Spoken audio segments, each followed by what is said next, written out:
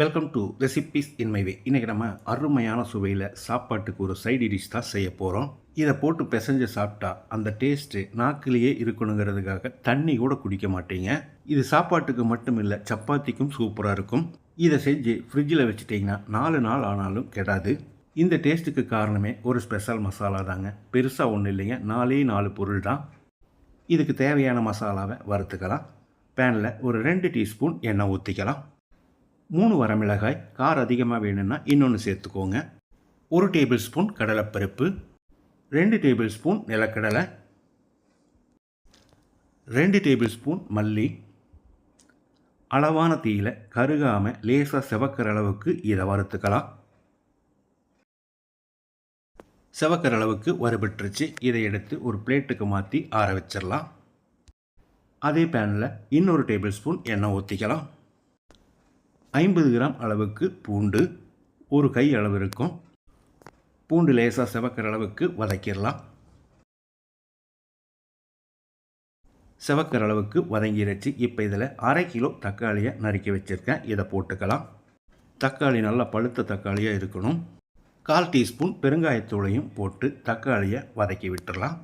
இந்த தக்காளியை ஒரு 2 நிமிஷம் வதக்கிடலாம். இப்போ இதில் ஒரு பெரிய நெல்லிக்காய் அளவு புளியை பிச்சு போட்டுக்கலாம். 1 டேபிள் ஸ்பூன் பொடிச்ச வெல்லம், 1 டேபிள் ஸ்பூன் உப்பு. பத்தலைனா மறுபடி கூட போட்டுக்கலாம். 1 டேபிள் ஸ்பூன் காஷ்மீரி வரமிளகாய் தூள். இது இல்லைன்னா நான் ஏற்கனவே சொன்ன மாதிரி 2 வரமிளகாயை சேர்த்து வறுத்துக்கோங்க. மறுபடியும் ஒரு 2 நிமிஷம் நல்லா வதக்கிடலாம். பூண்டு தக்காளி எல்லாம் நல்லா மசிகிற அளவுக்கு வதங்கிருச்சு.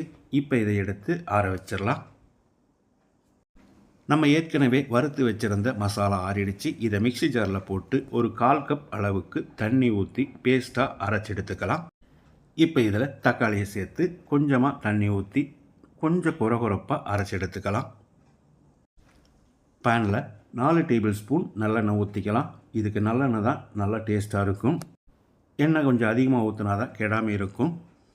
1 டீஸ்பூன் கடுகு, கடுகு பொரிஞ்சிருச்சு. கொஞ்சமாக கறிவேப்பிலை. இப்போ ஸ்டவ்வில் தீயை குறைச்சி வச்சு நம்ம அரைச்சி வச்சுருந்ததை ஊற்றிடலாம். ஊற்றும்போது ஜாக்கிரதையாக ஊற்றணும், மேலே தெரிக்கும். மிக்ஸி ஜார் அலசி கொஞ்சமாக தண்ணி சேர்த்துக்கலாம். இது ஒரு தொக்கு பதத்துக்கு வரணும். ஒரு 5 நிமிஷம் அளவான தீயிலேயே கலந்து விடணும். தீ அதிகப்படுத்தி வச்சிங்கன்னா மேலே தெரிக்கும். மேலே தெறிக்க ஆரம்பிச்சிருச்சு. அதனால் மூடி வச்சு ஒரு 2-3 நிமிஷம் கொதிக்க விட்டுடலாம். இடையில கலந்து விடணும். நாக்கை சுண்டி இழுக்கிற மாதிரி அருமையான சுவையில் நான் செஞ்சுருக்கிற இந்த தக்காளி தொக்கை இதே மாதிரி இதே அளவுகளோடு நீங்களும் செய்து பாருங்கள்.